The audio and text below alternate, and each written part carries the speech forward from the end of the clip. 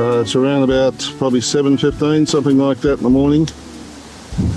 And sitting here in a deck chair, watching the tide come in.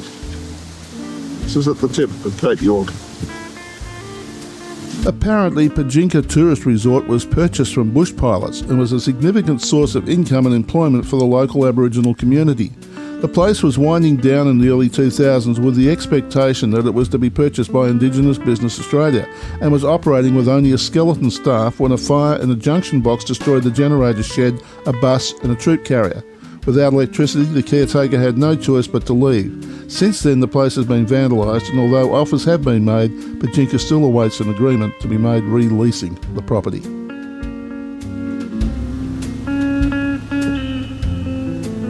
So it's just all sitting there rotting. It's a real shame.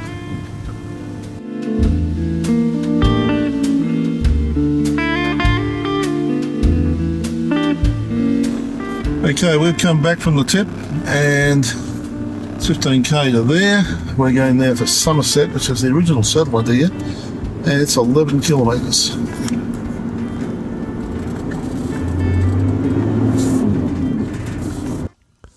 Somerset was the home of pastoralist and magistrate John Jardine and his family. When his father was posted to Somerset in 1863, his sons Frank and Alexander overlanded cattle to the area. Accompanied by 4 Europeans and 4 Aboriginals, the trip took 10 months, covering 1,931 kilometres, which included crossing at least 6 large rivers. In 1866, Frank Jardine settled on a station near Somerset. He died of leprosy in March 1919 and was buried near the beach at Somerset. He was survived by his wife, 2 sons and 2 daughters.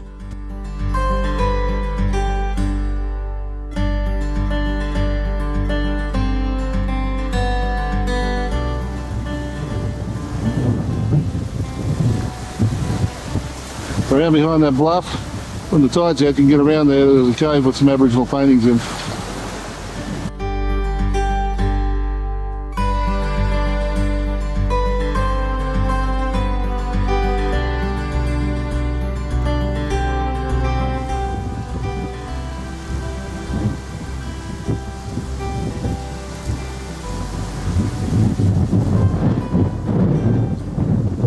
To Edmund Kennedy.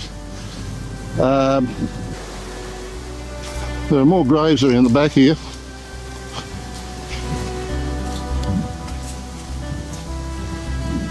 This one is Gordon Vidden, true son of the North.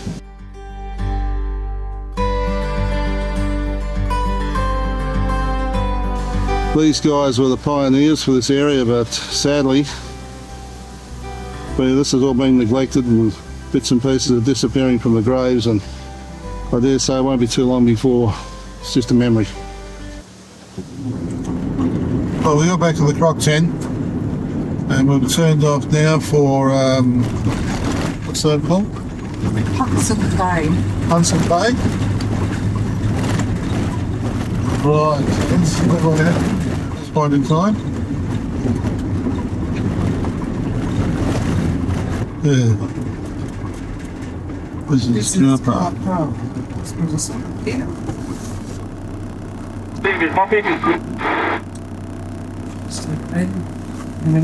We're at Punsand Bay and we're celebrating having got to the tip with a rum and coke, and I must admit we had an ice cream as well.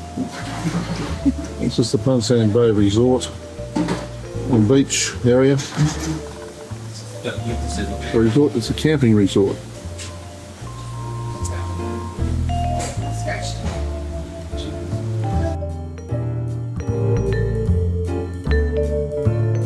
It's the resort's swimming pool, I believe.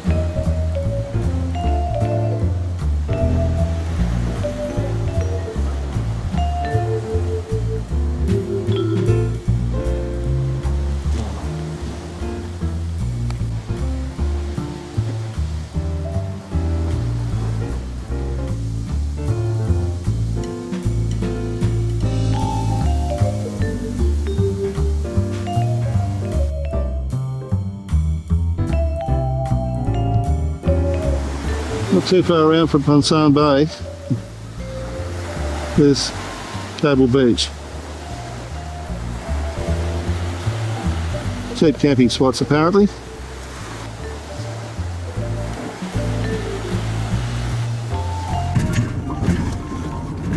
We're following a track which we think is going to take us to Roonga Point. Fun finding to start with. We'll just see what happens, see where we wind up. A little grassland here.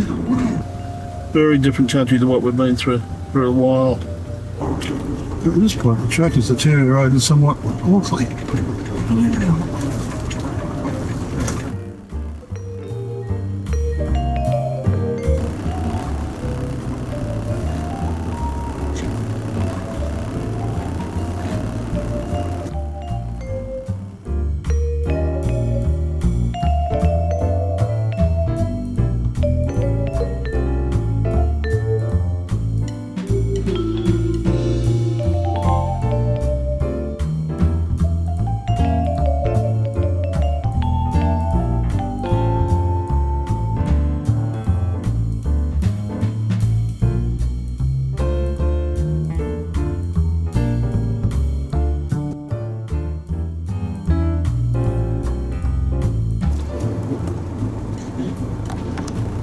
Travelling on a bit further.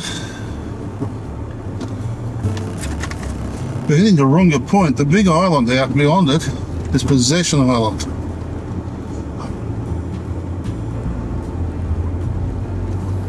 This is Roonga Point, and there's a couple of islands in close. The big long one out the back there I think is Possession Island.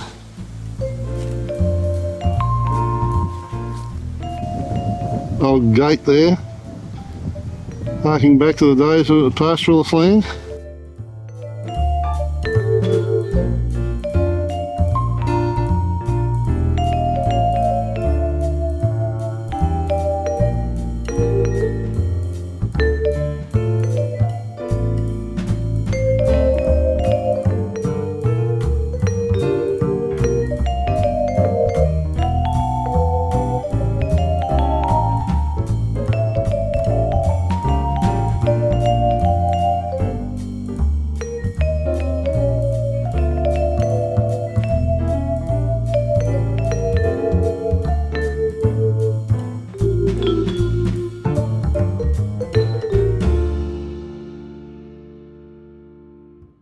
The Roonga Point Road rejoins the Bamega Road at just this point here. We didn't think the track would be all that well used, but while we were there were two other vehicles turned up out there, so there you go, you don't know. But interesting little track, and certainly delightful at the end of it.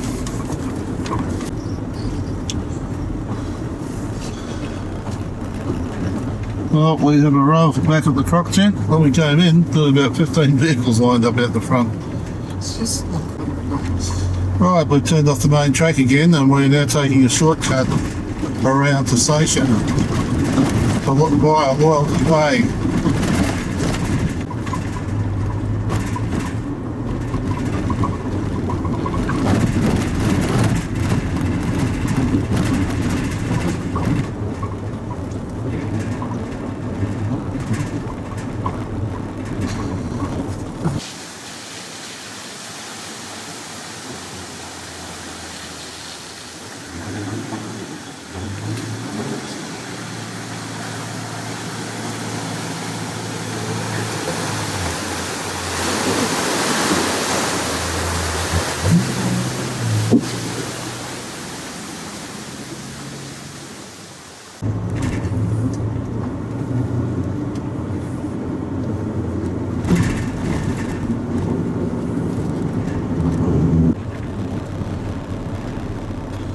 The Muttee Beach campground is down here to the right. We'll go down and have a boat peep at that.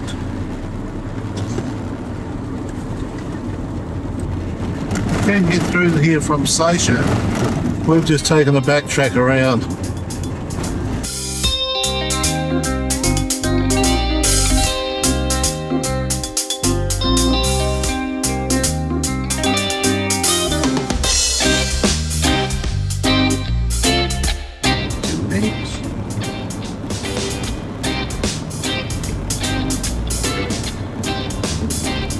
ice cream shop.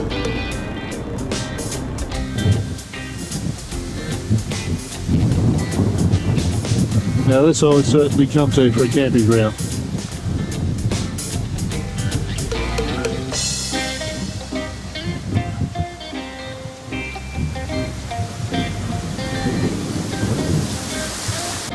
Something in the window.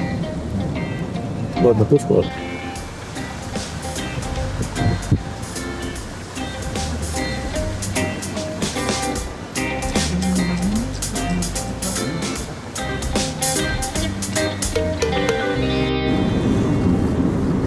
So the road from Loyalty Bay to Seisia at this point in time anyway, it's pretty decent. At the 2006 census, Seisia had a population of 165. The Seisia Island community lies at Red Island Point. The community has a permanent population of about 100 people and is situated at the most northerly deep water point on Cape York Peninsula. It is popular as a destination for anglers, and a number of fishing charter operators use Seisia as their base. A campground at Seisia is utilised by about 50% of camping travellers to northern Cape York Peninsula. Seisia is becoming increasingly well known as the gateway to the Torres Strait and as a base on the mainland to educate and inform visitors about Torres Strait Islander culture. A number of recreational fishing guides can be contacted through the Seisia Village campground.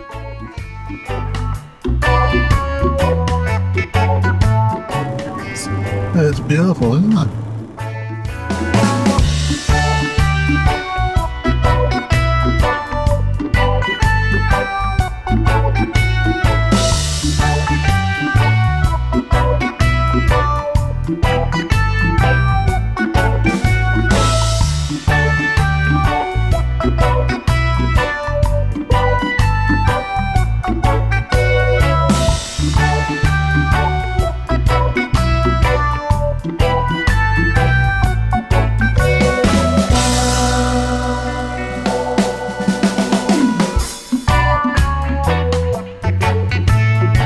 Seisia camping ground.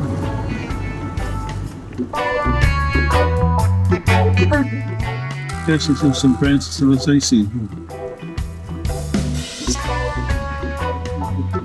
Downtown area.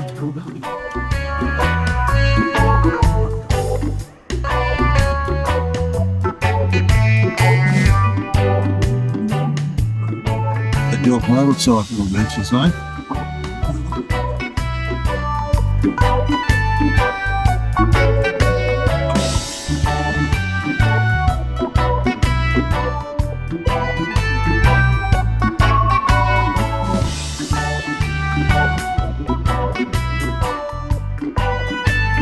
DC3 down during the war, and the remains are in here apparently.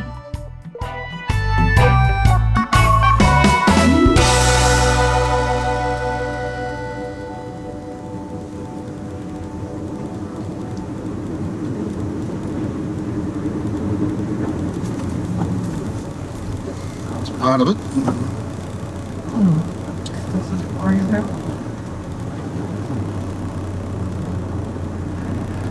It's all everywhere. Oh, so the fence around us now. Yeah. So what they've done, they've just left everything where it was when it came down. This one's now.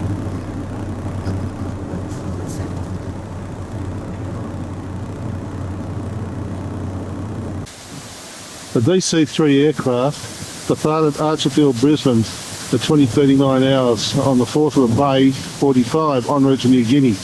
The aircraft crashed at this site at 0518 hours on the 5th of May. This memorial was erected in memory of all those on board who died in the crash.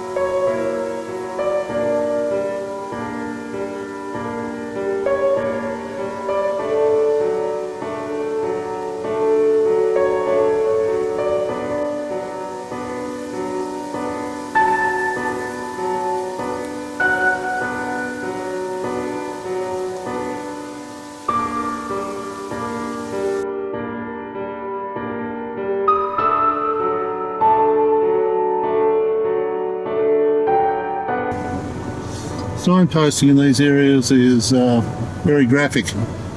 As you can see on the tree there, plane, World War II.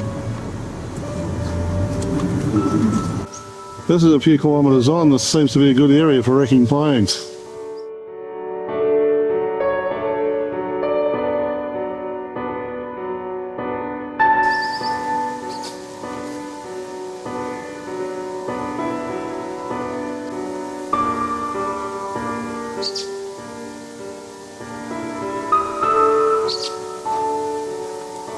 Basically, they've just been left where they've come down.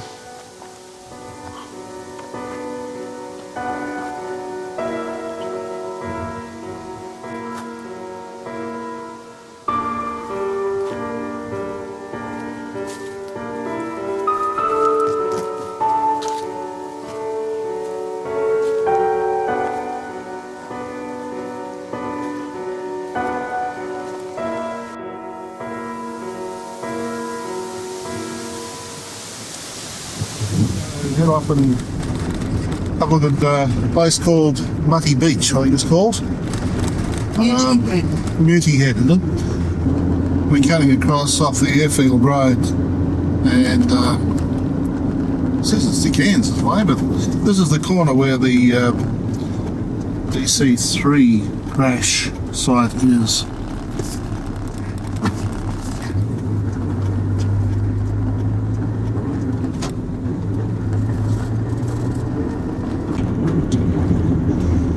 Just crossed the main road, and no signs to tell you there's an intersection coming up. In fact, up in this end of the world, there are no signs to tell you how to get to anywhere. So you really have to rely on local knowledge or get a map from somewhere, they're mud maps, know where to go and how to get there.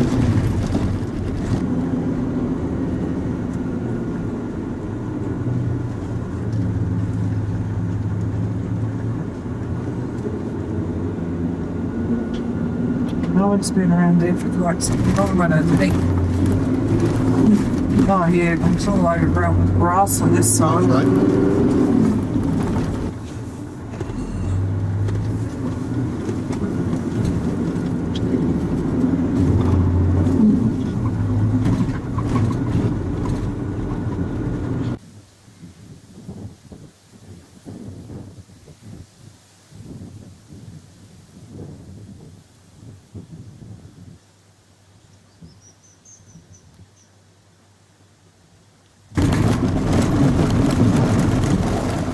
Muttee Points was a landing point for the military during the war, and there was a camp actually based here. That's the remains of the old jetty. And in and around the bush there's some old gun emplacements and that sort of thing. The road here was built by the Americans during the war, but it's still in pretty good shape. It's a good road.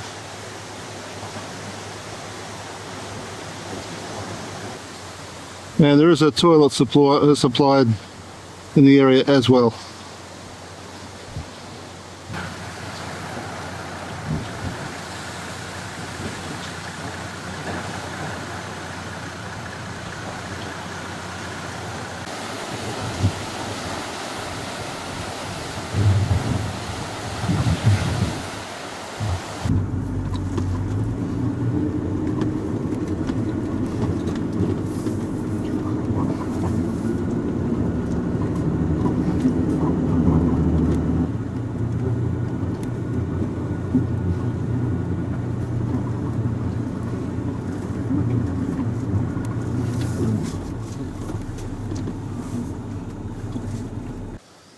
These graves are the remains of the pioneering people of Sabai Island who participated in the exodus to the Australian mainland and established a temporary settlement at Muttee Heads in 1947 before moving on to the present site of Bamega.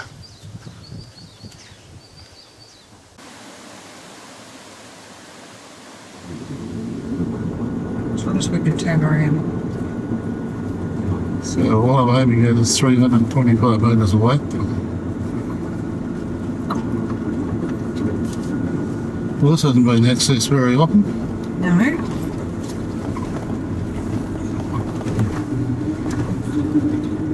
Still too high bad, doesn't like.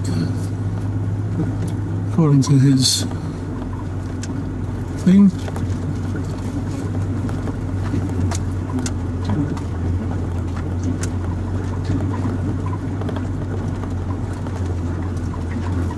There it is over there. There, directly in front of us, is the radar tower. This remains the radar tower. I dare say those trees weren't there when that was operating. And how kind is nature at keeping some of our past treasures or past memories. That tree's obviously come down probably in the last couple of days, and it's just missed the tower.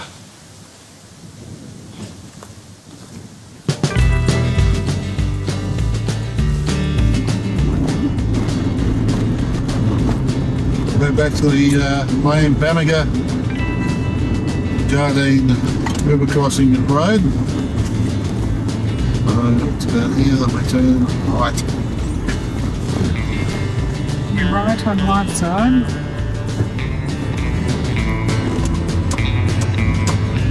What did that non-notice on the tree side?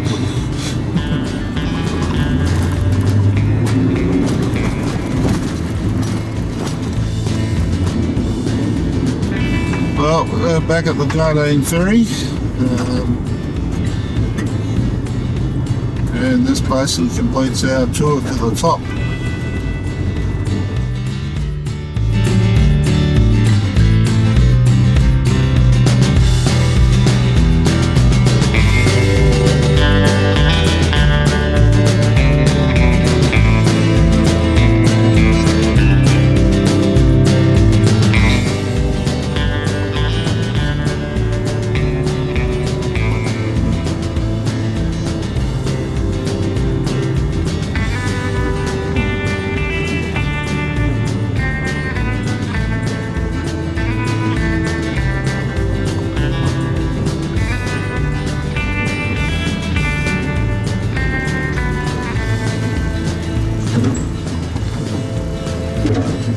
Why not waiting?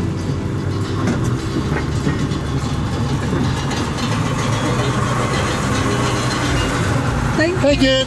Have a good day.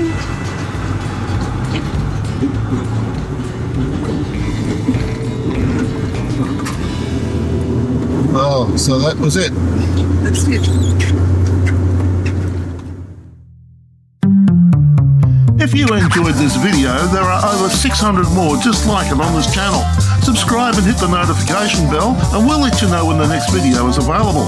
If you like this video, hit the like button, comment and feel free to share with your friends.